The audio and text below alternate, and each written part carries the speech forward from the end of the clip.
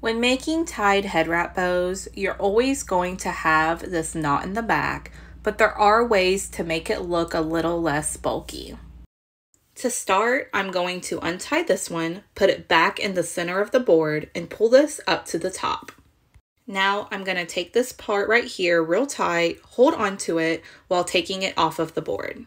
I did this to measure how much is going to be going around the middle of the bow. What I'm doing here is cutting off 2 inches from the top and the bottom in a slant. This will form a V shape.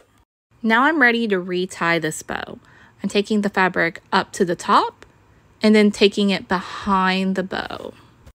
Now I'm just going to fold that piece, and you can fold it as small as you want it. This is also going to make a difference on how thick the front of the bow is, as well as the bump in the back.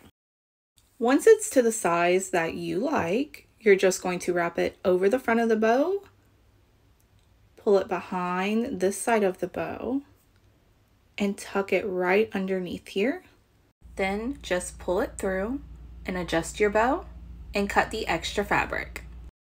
With the tie method, there is no way to completely get rid of the bump, but there are ways to make it look nicer and for it to set straighter on the head. Thank you for watching. If you found this video helpful and would like to keep seeing videos like this one, don't forget to like this video and subscribe to my channel. If you have any questions, feel free to leave them in the comments below.